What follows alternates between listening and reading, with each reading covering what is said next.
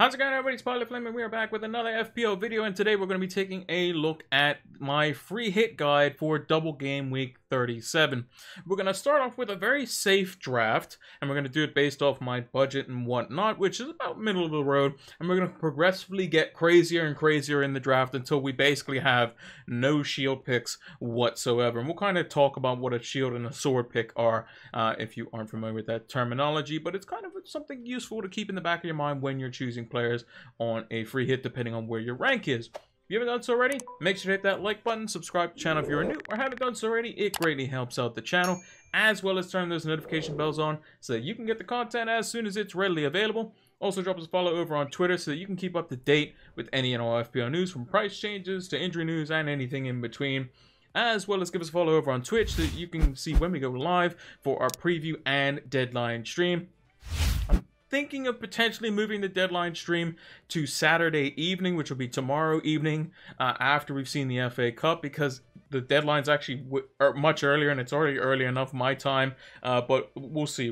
I'll put a post on Twitter or something like that, or in the community section over on YouTube to keep you updated for that. And I'll update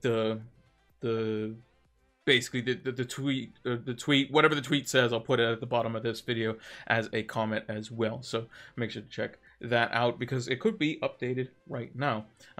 Maybe I'll put a date or something saying it's updated as of this time or this date or something like that. So make sure to check that out. But if you follow us over on Twitch, you'll know when we go live, whenever we go live. So make sure to check us out for that.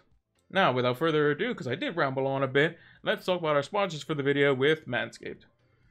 This video is brought to you by Manscaped, the best in men's below-the-waist grooming. Manscaped offers precision-engineered tools for your family jewels. Manscaped have just launched their 4th generation trimmer, the Lawnmower 4.0, alongside their Performance Package 4.0, which also includes the Weed Whacker hair and nose trimmer for those pesky little hairs that are getting out of hand, the Crop Preserver for anti-chafing to make sure that you are as relaxed at all times, the Crop Reviver for maximum conditioning and toning to make sure your jewels are as buff as possible, disposable shaving mats, as well as the premier travel bag for your on-the-go grooming, and lastly the anti-chafing boxers, which I can personally say are extremely comfortable and keep you cool under the highest amount of pressure.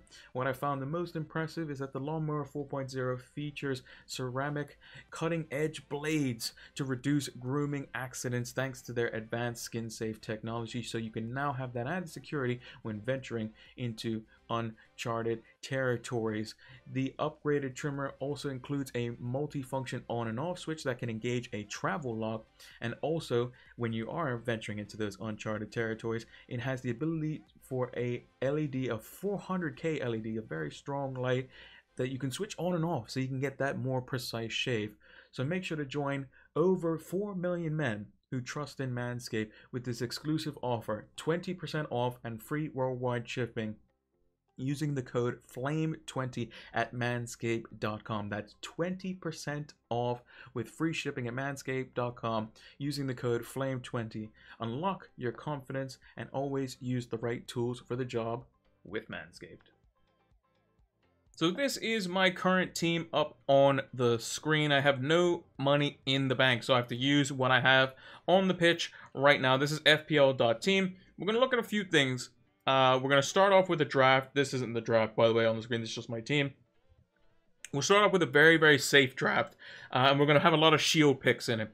Now, what are shield picks? These are basically picks that are going to be very, very highly effectively owned. So effective ownership is going to be probably in the 75 plus zone. And you want to put them in there just as kind of blockers or players that you don't want to get burnt by. So as an example, this week Salah's probably might not be over 100% effective ownership. He might be very close to 100 though. Saka was in like the 80% last week. Son was in like the 60-ish mark. Cancelo's in the 80. You know, Trent's in the 80 plus as well. These sorts of players are what we call shield picks. Sword picks are what allow you to basically get an advantage over the people that have, let's say, a Cancelo as an example. So Cancelo was 85% owned, but if Man City kept a clean sheet, you didn't really gain rank because those who had Laporte would create Cancelo into like a sword. So if you got the clean sheet, you got double the amount of points that you would have got from Cancelo. Obviously, assuming he doesn't get any attacking returns. but it allows you to gain much more value than what you normally would have if you just had Cancelo. So Laporte, as an example, is a sword pick. Matip, as an example, is a sword pick. If you had Jota or Diaz alongside Salah, they would be a sword pick. That does mean you're doubling up on a specific team, but it also makes your asset, if you're not captaining them, more effective because you have another player that they can assist or score like in tandem with, which is why Son and Kane have been so effective this season. Even though, like, if you have one, at one point Kane was like 60% owned and Son was 60% owned. Well, one scored and the other one assisted it, you basically didn't gain rank. And that's kind of how it worked out. If anything, you lost rank. So, unless one scored and the other one didn't assist at all, which is very rare to come by because Kane and Son seem to score and assist with each other all the time. So let's talk about the draft. So one thing to note is, as it stands now, during this recording, we have not seen the FA Cup final yet, and I think that's quite crucial for some of the iterations of the draft that we'll see based on which Liverpool mid pairs up with Mane and Salah and how Salah looks, because you could potentially go without Salah altogether. And I think if you're in a position where you need to go all out, I think you have to kind of roll the dice and not have Salah in your draft. So this is also at the time where Watkins apparently was like, it was only going to be his first day of training today, so maybe he might not be fully fit. So I'm personally not going to include Watkins in any of the drafts. I'm going to go with Ings instead. But if there's news later on that, he is, fit and available, then you put Watkins in over Ings because he's more likely to start, as an example. So what goalkeeper would I go with? Well, this is pretty straightforward, I think. In every draft that I've done, I think Pickford is the one. He's the one that's making all the saves. He's the one that has 2 home fixtures. He's the one that's on the team that's in excellent form at the moment, or as excellent as Everton can be. And I think they do have a big advantage at home. So I think Pickford is kind of, if you don't have Pickford on a free hit, I would question what goalkeeper you are going for. Yes, maybe Schmeichel, but he has the Chelsea fixture, which isn't ideal. I just think Pickford's save volume is better. Even over the likes of Emi Martinez, I think it's better. And you're not going to go for a single game week goalkeeper. So I think Pickford's basically a mainstay. Now, if I was doing a super safe draft, who would I keep? Well, I try to keep Trent. I try to keep Cancelo. I try to keep Salah. I try to keep Kane. And I would try to see if I can get Son in here as well. So let's see if we can do that. So we're going to go as cheap as possible on the bench. So we're going to go with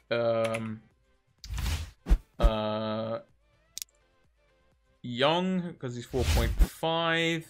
We're going to go with Gordon's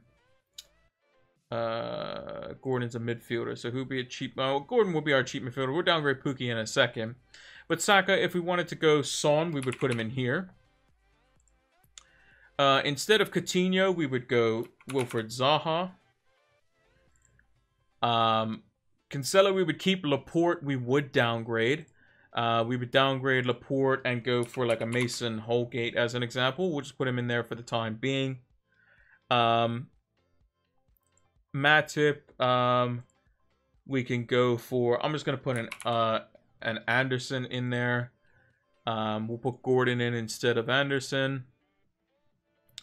Kulusevski, who would we put in for him if we were going for somebody super safe? Just trying to think here. I mean, we could put whoever we want. I'm just going to put Brownhill because we don't have to necessarily play him. We could play Anderson, or maybe we upgrade. Can we upgrade Anderson to like a Digne?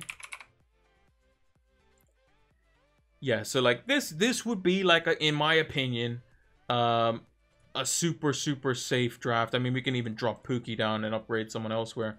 Let's go Pukki to Bereth or whatever his name is. 2.1 million. Again, this would be a free hit. Who could we potentially upgrade? Maybe Holgate drops to the bench and we upgrade Brownhill to somebody else.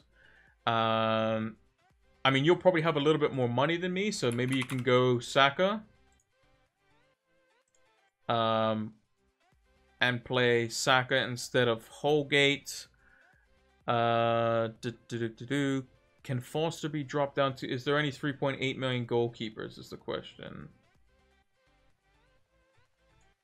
There's 3.9, so we'll just pick... Steele, I guess. 0.1 million. Where can we get 0.1 million from? Let's see. Is there a 4.4 million striker that I can go for? 4.4. Richardson. Lovely. Okay, so there you go. Exact money. So, and my captain would probably be, let's say, I guess we'll just go Zaha. Now, there are some deficiencies in this draft. You don't have Richarlison, which would be one of the concerns. You're going double Villa defense. You have no real representation attacking-wise, like I said, of Everton. Your only Everton defender is probably Pickford. You have no Leicester coverage if you wanted that. And your coverage of City is very minuscule. This will be like super, super safe. You can also, in this draft, because I don't think you can have Trent, Cancelo, Salah, Son, Kane, and De Bruyne. So you would probably want to have to pick one of Salah or De Bruyne. So if you wanted to do, you know, something like this. So if Salah was, let's say, De Bruyne, I gotta up the money. De Bruyne at 12 million. You could potentially upgrade Saka or downgrade Saka to, I don't know, someone super cheap. We'll go Brownhill, and then we can upgrade Richardson to Richarlison. So this is probably slightly better. Holgate, I mean, you could just change it to any defender. I'm just going to put Cedric there and just put Digne back in. It doesn't really matter too much. So then you probably maybe Richarlison's your captain. So that's where you get like the 5 premiums, as it were. The Son, Kane, De Bruyne, Trent, Cancelo. But again, you can see how you can swap it around to have Salah in there. Now, I think this is a fairly safe draft. You're going with pretty much the standard picks. Richarlison, Zaha, Gordon, Casher, Digne, Pickford. They're all pretty much going to be in every draft. It's how you add to that potentially where you could change things up. Kane and Son. This is where you have to start cutting things, as well as De Bruyne. De Bruyne, out of all of these, De Bruyne and Salah, in my opinion, and then maybe Cancelo are probably the ones to cut first. So, let's cut Cancelo first, because I think maybe De Bruyne or Salah have better merits to staying in the team. So if we did cut Cancelo, so basically this draft would be like the super safe one where you have a lot of the premiums. If we did cut Cancelo, let's go for maybe a third Aston Villa defender. Maybe we go for a Leicester defender. Let's go for something a bit spicy. We'll just put something in there that's around this price. We'll go Castagne. Again, you can get rid of De Bruyne in this case if you didn't have Cancelo, and you could still have Salah. But you have one of those little bit more, you know, challenging picks, as it were, in Castagne. This could also be Mikalenko if you didn't go the likes of Jordan Pickford. You could easily go somebody else like a Martinez. So, again, if you wanted to change it up a little bit more, you can go Mikalenko instead of Pickford. You can go, let's say, Emi Martinez, who has 2 home fixtures, right? That's probably changing up a little bit more. If you didn't want to go Gordon and you wanted to go somebody else, you would need to change the money around a little bit. So Pickford would come in. You'd have 0.9 million to upgrade somebody. That somebody could be another defender. It could be a midfielder. Let's say, can we go, how much is Eze? Eze's 5.9. Elise's 5.3. This is where we can start to change things up a little bit and make it a little bit crazier. Elise is someone who's been playing quite well. So that would be a little bit riskier. You're going with double Everton defense. You got double Aston Villa defense. Both teams haven't been the greatest defensively across the whole season. You still have Richarlison captain, but you still have Son, Kane, Salah, Trent Alexander-Arnold. Now, what if you were to start to get... So let's move into the real crazy territory. Let's say you're thinking, I don't want Trent, I don't want Salah. The only 2 players I want potentially is Kane and Son, or even just Trent and Salah. You can get rid of Son and Kane, although I think these 2 are the best single game weekers that you could possibly have. Let's go with something even crazier than that. What you can do is you could still keep Salah, and you can look at the Liverpool mid, which is why the FA Cup final is something that could be of value to look at. If Salah's not playing well or he gets subbed or something like that, maybe he comes off injured. Or if you see that Diaz starts, maybe Jota's in line to play versus a Southampton team that really does nothing to play for. And you go for Jota as a differential. And you go with Jota and Trent Alexander-Arnold. This allows you to, instead of going with Elise, you can upgrade Young to the likes of Ings. Again, I'm using Ings instead of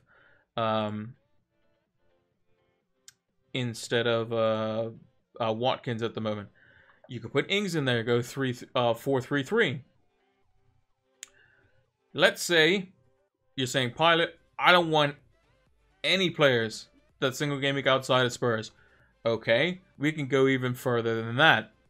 Let's say you wanted a cheaper, you wanted to put more in midfield, let's say. So instead of Jota, we can go Coutinho. That is an option that we can do. We would have too many Villa players, so we would have to either get rid of Ings, Cash, or Digne. Let's say we do get rid of Digne.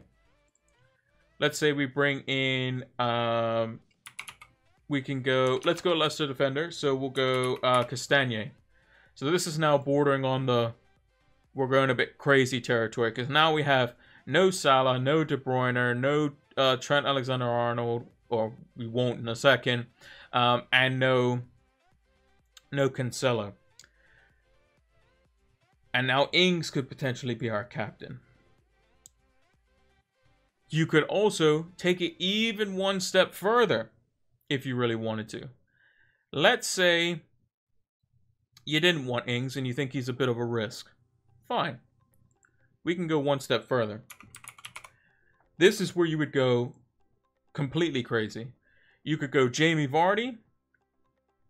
Instead of Elise, you could go Maddison in midfield. He would be swapped out for Trent Alexander-Arnold. Instead of Castagne, you could go for like a Seamus Coleman, who's a bit more attacking over Mikalenko if you wanted to go a bit different. Since we have for Everton, unless you were dropping Richarlison for Ings, let's say. So we could drop Richarlison for Ings. That would be definitely against the grain if we were to go that way. You could go for Mateta, but Benteke. Those are probably a bit out there, I would say. So instead of Coleman in this scenario, we would go Cash, because that would be our third Villa slot. We would need to make up 1 million somewhere, so we could just downgrade Trent to whoever we want. Doesn't really matter. And again, you still have plenty of money on the bench. So for me, if I found out, so the Leicester team news is kind of important. So if you haven't followed Sam Martin on Twitter, he's a basically Leicester correspondent. He usually gets the team news potentially up to a day before, which is quite nice. So if we do get the Leicester team news, I know that Leicester doesn't play the first game, Spurs do. And you found out that Vardy and Maddison were starting in that Watford game, you could potentially go for something like this. If you wanted to change it up a little bit and go for a Leicester defender instead of Digne or Cash, you could go for Castagne, because he has that, that upside. And you can go for triple Leicester, and then maybe you can captain Jamie Vardy or something like that. That would be something you could potentially go for. And you have plenty of money in the bank, and I still have Son and Kane in there. If I wanted to fit Trent as one of the, the fullbacks, you can. Just play a little bit more safe, you can do that. But if I was on a free hit, and I was basically needing to beat some mini league rivals, I needed to go ultra differential, or I was in a position where I really want to shoot up the ranks if things go well, this sort of team is what I would go for. I would go for the double Spurs in Son and Kane, because I think they're the best single game weekers. I think they're probably the only single game weekers you would need if you were trying to look to shoot up the ranks, because they are a differential. Having just Son or just Kane is kind of a shield pick. Son more so than Kane. Having both makes it a sword. You have Zaha in there. You have triple Leicester. If you didn't want to, go full on with Leicester, maybe you go a Palace defender. They conceded, I think, no big chances in the last 4 matches. Sorry. Instead of Maddison, you can go Elise, Eze. I think these are fantastic picks too. But something like this could be beneficial for your FPL teams. I think it could be quite good. Even Barnes, as an example, got 2 assists as well. So something like this would be the ultra differential sort of team.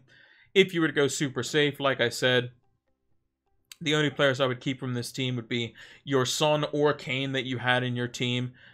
Or you can have both. You could then have Salah, Trent, Cancelo, and then you can go for something much safer with cheaper picks like Holgate. You can have Zaha. You might have to pick between Richarlison and Ings. You might have to go one way or the other. So it would probably be something like, let's say you got, we'll put it back to the original team. So that's the super differential team. This would be like the super kind of plain team, as it were. So this would be Saka if you wanted to still cover Arsenal. You would have Salah. You would have Alexander-Arnold. You would have Cancelo.